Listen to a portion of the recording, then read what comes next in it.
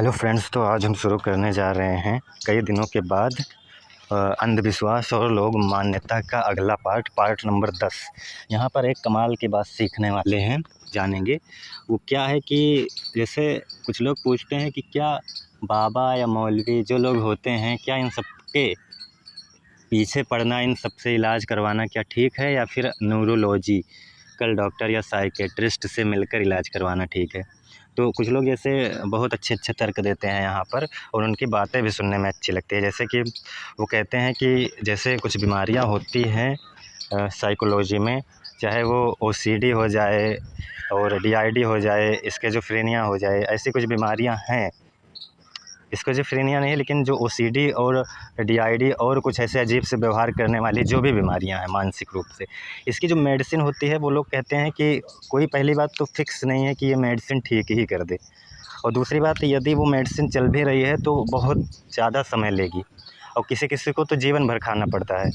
और तीसरी बात कि मेडिसिन खाने से साइड इफ़ेक्ट भी होते हैं। अरे कोई भी मेडिसिन खा रहे हो, उसका कुछ ना कुछ साइड इफ़ेक्ट तो होगा ही, जीवन भर या बहुत दिनों तक आपको मेडिसिन खानी पड़े।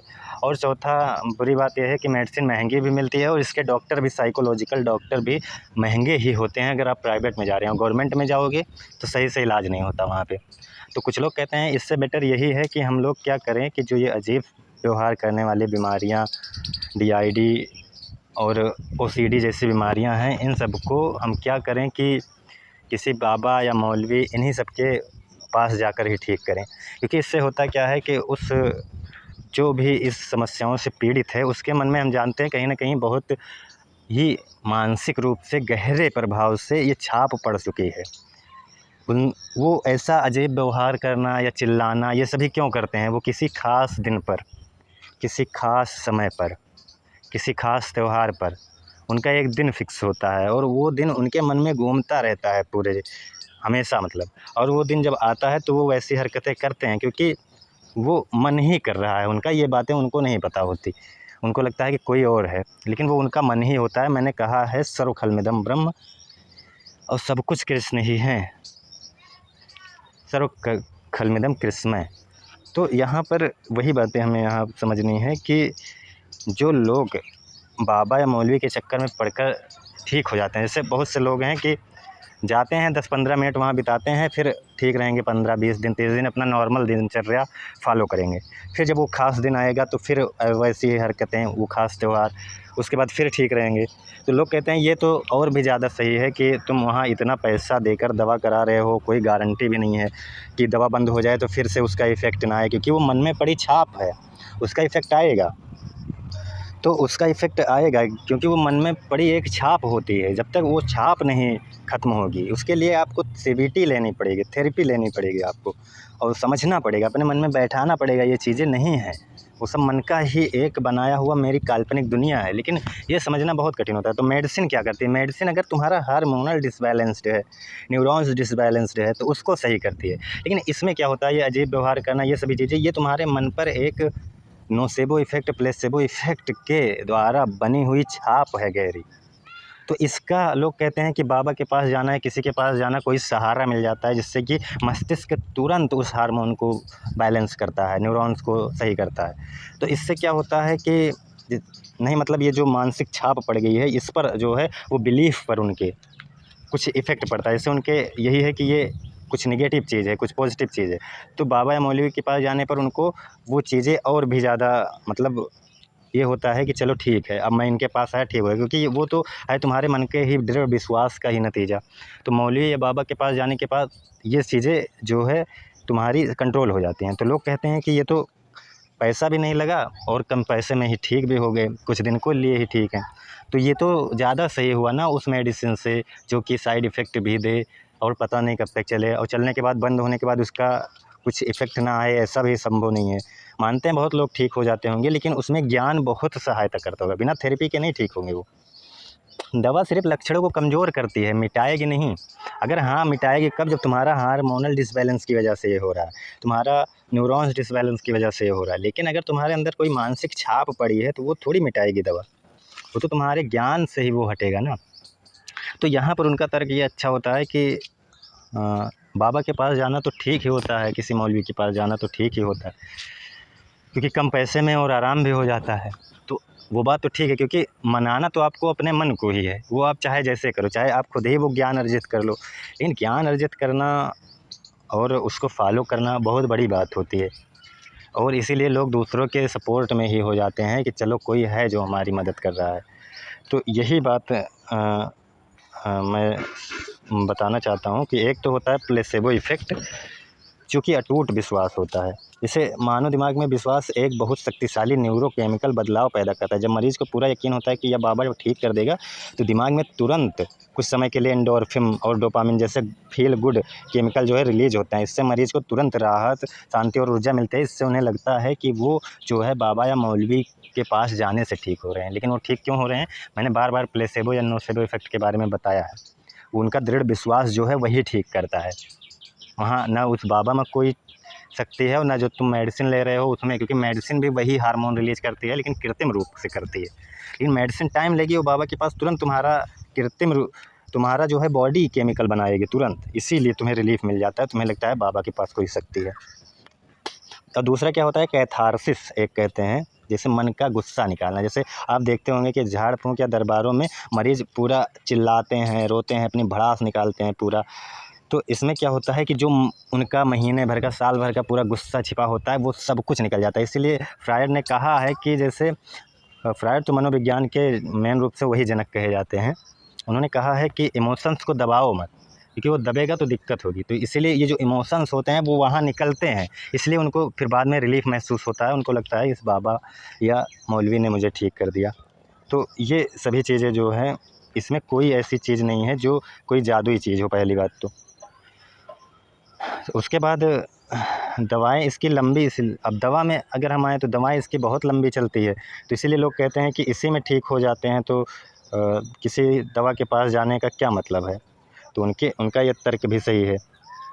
जैसे कि अगर हम देखें तो ये एक तरह की उनकी कंडीशनिंग हो गई होती है, कंडीशनिंग कि ये चीज़ें मतलब इस दिन ये होगा ही, वो होगा। उसके बाद फिर उनके जो अवचेतन मन होता है उसमें ये फिक्स हो गया होता है, मंगलवार, अमावस्या, किसी विशेष त्योहार, ऐसा कुछ, और बाबा के झाड़ फूँक से ही मैं ठीक हो जाऊँगा, ऐसा ये उनके मन में बैठ गया होता है। तो ये चीज़ें जो है दवा से कंट्रोल होना, क्योंकि ये तो तुम्हारे विश्वास पर ही डिपेंड है ना। मैंने कहा है ना, नोसेबो इफ़ेक्ट क्या है कि दवा भी काम नहीं करेगी यदि तुम्हारा उस पर विश्वास नहीं है तो। क्योंकि आप दवा क्या करेगी, कृत्रिम रूप से हार्मोन बनाएगी। तो जब तक दवा है, दवा का असर है, तब तक काम करेगा। लेकिन जब तक आपका शरीर हार्मोन नहीं बना रहा है, क्या मतलब निकलेगा यहाँ पर? तो बात तो वो ठीक ही है, केवल दवा से इलाज संभव नहीं। DID या गंभीर OCD जैसी बीमारियों में सिर्फ दवा देना ही नहीं, इन बीमारियों में 60% रोल थेरेपी जो है करता है, चाहे वो CBT हो, चाहे हाइप्नोथेरेपी हो, चाहे साइकोथेरेपी हो। 40% रोल ही सिर्फ दवा का होता है। इसलिए मैं कह रहा हूँ वो ज्ञान, वो थेरेपी तुम्हें ज़रूरी है, क्योंकि दवा काम नहीं करेगी इन सब में। तो बाबा के पास जाने से वही चीज़ें तुम्हें मिल जाती है कि हिसाब से थेरेपी, लेकिन वो थेरेपी आपको नेगेटिव चीज़ों में ले जाती है, इस बात को ध्यान रखना। मानता हूँ आपको तत्काल रिलीफ कुछ दिनों के लिए, लेकिन ये हमेशा के लिए नहीं होता। आप महीने या साल भर में दोहराते रहेंगे, तहराते रहेंगे, इससे परिवार भी डिस्टर्ब होगा। तो इसलिए इस ज्ञान को तुम्हें रखना पड़ेगा, थेरेपी लेनी पड़ेगी, ज्ञान आना चाहिए कि ये सब कुछ नहीं, ये सब मेरे मन का ही वहम है। तो ये बात तो ठीक है तुम्हारा कि बाबा के पास जाने से ठीक होगा, लेकिन तुम्हारे अंदर कहीं ना कहीं ज्ञान होना चाहिए। कब तक दूसरों पर डिपेंड रहोगे? दूसरों पर डिपेंडेंसी ही तुम्हें कमज़ोर बनाती है। तो ये सभी चीज़ें जो है, इन सब चीज़ों में ज़्यादा नहीं पड़ना है किसी बाबा और किसी डॉक्टर पर भी। इन सब मानसिक बीमारियों में मैं कह रहा हूँ, अगर कोई न्यूरॉन्स इधर उधर है या केमिकल्स इधर उधर हैं तब तो ठीक है, लेकिन अगर ये ज्ञान की वजह से तुम्हारे पास ये हो, तुम्हारे दृढ़ विश्वास की वजह से चीज़ें हो रही है, तो आप थेरेपी लो सबसे अच्छा, और ज्ञान लो, उपनिषद पढ़ो, गीता पढ़ो। गीता में कृष्णा सीधा सीधा कह रहे हैं कि मैं ही दैत्यों में वो हूँ, मैं ही पेड़ में हूँ, मैं ही जानवर में हूँ, मैं ही पत्थर में हूँ, मैं ही पहाड़ में हूँ, मैं ही सब कुछ हूँ। तो इतना बड़ा साइकोलॉजी तो कृष्णा खेल रहे हैं। तुम इनकी बात नहीं सुनकर तुम कहते हो कि कोई नेगेटिव चीज़ है जो मुझे परेशान कर रही है। अरे कृष्णा साफ साफ कह रहे हैं, मेरे सिवा कुछ है ही नहीं, तेरा मन ही तुझे बेकार किया हुआ है। तो गीता को छोड़ोगे आप तो ऐसी चीज़ें तो होगी ही। तो यहाँ पर वही चीज़ें समझना है कि गीता, इसीलिए मैं कहता हूँ उपनिषद पढ़ो, गीता पढ़ो। उपनिषद कहते हैं सर्व खलमिदं ब्रह्म, कृष्ण कहते हैं मैं ही सत्य हूँ, मैं ही सब कुछ हूँ। जब सब कुछ कृष्ण ही है तो भूत कहाँ गया, तुम्हारा नेगेटिव चीज़ें कहाँ गई, जब सब कुछ कृष्ण खुद ही कह रहे हैं मैं हूँ। तो इसका मतलब वो सब कुछ तेरा मन है, तो उस मन को देखो। मन तुम्हारा उस माहौल से बना है, उस परिस्थिति से, उस विचार से बना है। तो अपना माहौल, ज्ञान, विचार, परिस्थिति बदल, ज्ञान बदल। उपनिषद का ज्ञान ले, कृष्ण का ज्ञान ले, गीता का ज्ञान ले, तब तुझे पता चलेगा कुछ नहीं है, सब मेरे मन का ही खेल है, मन का वहम है सब। यहाँ मेरे सिवा कोई नहीं है, सब कुछ प्रकृति है। गीता में कृष्ण कह ही देते हैं सब कुछ प्रकृति है। तो कहाँ फंसा है बिना मतलब के। परा प्रकृति वो सिर्फ उस ब्रह्म, उस सत्य, उस आत्मा, उस कृष्ण को कहते हैं, और तू पता नहीं कहाँ इन सब चीज़ों में फंसा हुआ है। यहाँ एक बात और समझ लेनी है कि जैसे एक ज्ञानी व्यक्ति हो जो मेंटली डिस्टर्ब हो, अब यहाँ पर ये चीज़ें समझना है, और एक अज्ञानी व्यक्ति हो जो मेंटली पूरी तरह फिट हो। अब दोनों अगर डरावने माहौल में जाएं तो यहाँ पर फिर ये एक समझ लो गजब का क्वेश्चन है, तो फिर डरेगा कौन ज़्यादा। ये ज्ञानी जो है वो मेंटली डिस्टर्ब है, और ज्ञानी जो है वो फिट है। तो यहाँ पर सबसे पहले ये समझना है कि डर ज्ञान से नहीं, दिमाग के एमिगडाला से कंट्रोल होता है। तो देखो यहाँ पर क्या होगा कि एमिगडाला जो है वही डर और पैनिक को कंट्रोल करता है। तो मेंटली डिस्टर्ब व्यक्ति क्या करेगा, मानसिक बीमारी या तनाव जैसे एंजाइटी या साइकोसिस या PTSD में दिमाग का यह हिस्सा बहुत ही संवेदनशील होता है। ऐसे व्यक्ति को सब पता होता है कि ये सब नेगेटिव चीज़ें कुछ नहीं होती, ये वातावरण के वजह से हो रहा है, लेकिन उसका न्यूरोकेमिकल सिस्टम उस ज्ञान को ओवरराइड कर देता है। उसके दिल की धड़कनें तेज होंगी, पसीना आएगा, उसे तीव्र डर या पैनिक अटैक महसूस होगा। और दूसरी तरफ जो मेंटली फिट होगा उसका दिमाग केमिकली संतुलित है, भले ही उसे लॉजिक या साइंस कम पता हो, लेकिन उसका नर्वस सिस्टम खतरे को शांति से एसेस करेगा। वह चौंक सकता है लेकिन पैनिक में नहीं जाएगा। तो यहाँ पर वही बातें समझनी ज़रूरी है कि ज्ञान होना ठीक है, लेकिन वो ज्ञान है किस दिशा में ये भी जानना ज़रूरी है। जैसे कि अब यहाँ कह रहा है ज्ञानी जो है लेकिन वो मेंटली डिस्टर्ब है, तो वो डर जाएगा ज़्यादा ही, और जो अज्ञानी है वो मेंटली डिस्टर्ब नहीं है, वो कम ही डरेगा। तो यहाँ पर ज्ञान तो है उसके पास कि ये सभी चीज़ें नहीं होती, लेकिन उस ज्ञान को उसने अपने आचरण में नहीं उतारा है, उस ज्ञान को उसने एक्सेप्ट नहीं किया है। गीता लेवल, उपनिषद लेवल पर उस ज्ञान को नहीं एक्सेप्ट किया है उसने। तो ज्ञानी मतलब साइंटिस्ट लेवल पर ज्ञानी होने से यहाँ काम नहीं चलेगा। इसलिए मैं कहता हूँ गीता उपनिषद पढ़ने को। अब जैसे अब यहाँ पर उसी पर एक बात और आ जाए कि यदि जो ज्ञानी है वो गीता और उपनिषद का भी ज्ञानी हो, जैसे देखो यहाँ पर ज्ञानी है वो साइकोलॉजी का भी ज्ञानी है, तब भी ठीक है, वो जान जाएगा ये माहौल और परिस्थिति से ही सब कुछ हो रहा है, ठीक है। साइकोलॉजी वाला तुरंत समझेगा ये मेरे मन का ही वहम है, मन का ही खेल है, अगर वो साइको लेवल पर डिस्टर्ब है। लेकिन यहाँ पर अगर उपनिषद और गीता का ज्ञानी है, वो अगर साइंस का ज्ञानी है, तो वो तो डिस्टर्ब होगा इन सभी माहौल से, क्योंकि वो कंट्रोल नहीं कर पाएगा इमोशंस को। साइकोलॉजिस्ट क्या होते हैं, वो जानते हैं ये सब न्यूरॉन्स के ही खेल हैं, लेकिन वो क्या इमोशंस को कंट्रोल कर पाते हैं?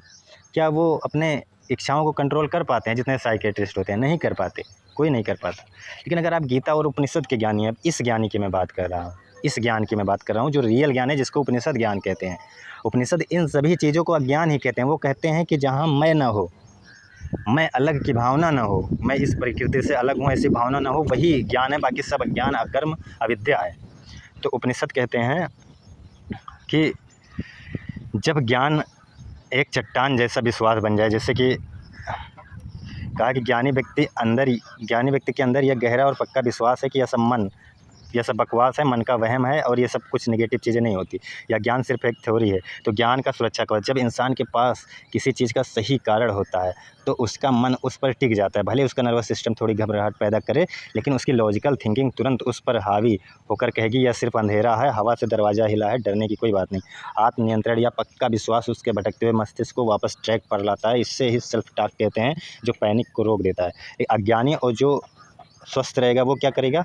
अब उस इंसान को देखिए जो मेंटली स्वस्थ है, लेकिन जिसके पास सही ज्ञान नहीं, या बचपन से जो इन नेगेटिव चीज़ों में विश्वास करता है, अज्ञात का डर, मानो उसको क्या होगा, मानो दिमाग की सबसे बड़ी कमजोरी है, जहाँ ज्ञान लॉजिक खत्म होता है वहाँ कल्पना शुरू हो जाती है। उसको अज्ञान से डर मतलब वहाँ पर डर लगेगा और माहौल का असर पड़ेगा कि वो सोचेगा ये कहानियाँ तो सच हैं, ये सब तो सच में हो रहा है। तो यहाँ पर फिर जो उपनिषद के ज्ञानी होंगे वो कहेंगे सर्व खलमिदं ब्रह्म, सब कुछ ब्रह्म या कृष्ण है। समत्व योग उच्यते, सुख दुख भय अभय में सम रहना ही योग है। यही जो है स्थित प्रज्ञ है, जो इन सब में सम रहता है। तो वहीं पर फिर क्या कहेंगे उपनिषद, अब यहाँ पर जो मेंटली डिस्टर्ब होगा लेकिन उपनिषदों का ज्ञानी होगा, उसका भौतिक मस्तिष्क भले ही रसायनों के असंतुलन के कारण घबराहट या अजीब विचार पैदा कर रहा हो, लेकिन उसकी जो वो सोचने समझने की क्षमता है, जो अवेयरनेस है, वो जानती है कि यह बीमार मस्तिष्क मैं नहीं हूँ, मैं तो अविनाशी हूँ और हर कण में श्री कृष्ण ही वास करते हैं, मैं वही हूँ। उसका विश्वास होगा सब कुछ कृष्ण ही है, ये जो हो रहा है ये मेरे मन का खेल है, मैं कृष्ण से क्यों डरूँ, मैं तो वही कृष्ण हूँ। उसमें एक कहीं ना कहीं गीता इतनी बड़ी साइकोलॉजी खेलती है उपनिषद की, वो कह देते सब कुछ मैं ही हूँ। तो अब डरने की क्या यहाँ बात होगी, डर वर का कोई मतलब ही नहीं निकला, किससे डरें हम। वह अपने मस्तिष्क के डर को एक दर्शक की भाव की तरह देखने लगता है। जैसे ही व्यक्ति अपने डर का साक्षी बन जाता है, वह डर अपनी ताकत खो देता है। वही बात, वो डर को देखने लगेगा कि ये तो बस विचार है, ये तो बस इस माहौल से आ रहे हैं, अभी मैं माहौल चेंज करूँगा ये विचार भी गायब हो जाएंगे। ये होता है उपनिषद के ज्ञानी का, सर्वम कृष्णमय, सब कुछ कृष्ण है, भय का अंत हो जाएगा। भय हमेशा द्वैत से पैदा होता है, यानी जब मुझे लगता है कि मैं अलग हूँ, सामने वाला कोई दूसरा है, तो मुझे नुकसान पहुँचा सकता है, तभी उसको डर लगेगा। अज्ञानी भले ही मेंटली फिट हो, वह द्वैत में जीता है। डरावने माहौल में उसे लगता है कि कोई दूसरा उसे हानि पहुंचाएगा, इसलिए उसका स्वस्थ दिमाग भी भय से कांपने लगता है। और गीता का ज्ञानी क्या करेगा, वह अद्वैत में जीता है। जब उसके मन में यह दृढ़ विश्वास है कि जो डरावना माहौल है वह भी कृष्ण ही है, जो डर पैदा हो रहा है वह भी कृष्ण की माया है, और जो मेरे भीतर भी है कृष्ण ही है। अब देखो यहाँ पर सब कुछ कृष्ण है, जो डर पैदा हो रहा है वो कृष्ण की माया, मतलब वो मेरे मन का ही बेकार व्यवहार है। तो भय का अस्तित्व ही समाप्त हो जाएगा। जब कोई दूसरा है ही नहीं तो डरेगा कौन और किससे डरेगा, वो सब कुछ कृष्ण ही है। तो यहाँ पर जो उपनिषद का ज्ञानी होगा वो कहेगा, यहाँ ज्ञानी व्यक्ति निश्चित रूप से आगे निकल जाएगा जो उपनिषद का ज्ञानी होगा। अज्ञान में जी रहा व्यक्ति, स्वस्थ व्यक्ति परिस्थिति और माहौल का गुलाम होता है। माहौल अच्छा होगा तो वह खुश होगा, माहौल डरावना होगा तो वह डर जाएगा। लेकिन उपनिषदों और गीता के ज्ञान के सिंचित व्यक्ति भले ही शारीरिक या मानसिक रूप से अस्वस्थ दिखे, उसका आत्मबल इतना अभेद होगा कि दुनिया की कोई भी डरावनी परिस्थिति या दिमागी विकार उसके परम विश्वास को नहीं तोड़ सकता। वह सचमुच स्थिर प्रज्ञ, स्थिर बुद्धि वाला होकर भय से निकल जाएगा। ये चीज़ें यहाँ पर उपनिषद, इसलिए मैं गीता इसलिए पढ़ने को कहता हूँ क्योंकि वहाँ पर अद्वैत सिखाया जाता है, सर्वखलमिदं ब्रह्म कहा जाता है। वहाँ पर कहा जाता है अहम ब्रह्मास्मि, तत्त्वमसि जैसे वाक्य कि तुम वही हो, तुम ही ब्रह्म हो। उसके बाद कहा जाता है, कृष्ण कहते हैं सब कुछ मैं ही हूँ, वो आत्मा सर्वव्याप्त है, स्थिर है, अचल है। तो अब मैं डरूं किससे, कोई है ही नहीं मेरे सिवा। ये जो कुछ हो रहा है ये मेरे मन का ही वो है। तो इसीलिए ज्ञान इस लेवल पर लाओ। तो वो जो CBT भी यही करती होगी, और जो साइकोलॉजी के ज्ञानी होंगे, साइंस के ज्ञानी होंगे, उनको मैं मानता हूँ कि वो ज्ञानी होंगे, लेकिन वो भी विचारों को देखने को साइकोलॉजी भी कहती है। लेकिन अद्वैत जो सिखाता है, अद्वैत अलग ही बात है। वो कहता है तेरे सिवा कुछ है ही नहीं, तू डरेगा किससे। लेकिन साइंस ये नहीं सिखाएगा, साइंस आपको सिखाएगा कि ये विचार ही हैं, एक विचार ही चल रहे हैं, उस विचार से डिस्टर्ब मत हो। लेकिन जो अद्वैत देगा वो कहेगा तो किससे डरेगा, किससे लोभ मोह ईर्ष्या करेगा। लेकिन ये जो साइंस है ये लोभ मोह ईर्ष्या मैं अहंकार की भावना नहीं ख़त्म कर पाती, क्योंकि जहाँ मैं की भावना है वहीं अलगाव है, जहाँ अलगाव है वहीं दुख है। लेकिन अद्वैता क्या करता है, वो अलगाव ही ख़त्म कर देता है कि कोई तेरे सिवा है ही नहीं, तो डर ही ख़त्म हो जाएगा। तो वहाँ से ये जो CBT मतलब DID और ये जो OCD और जितने भी ये मानसिक फालतू के विकार हैं, ये सभी धीरे धीरे अपने आप ही एक विश्वास बैठता चला जाएगा कि सब कुछ कृष्ण नहीं है, ये मैं ही मुझे दुख दे रहा है, ये मन ही मुझे दुख दे रहा है। तब वो सब धीरे धीरे अपने आप ही दबते चले जाएंगे। तो खैर आज के लिए इतना ही, धन्यवाद।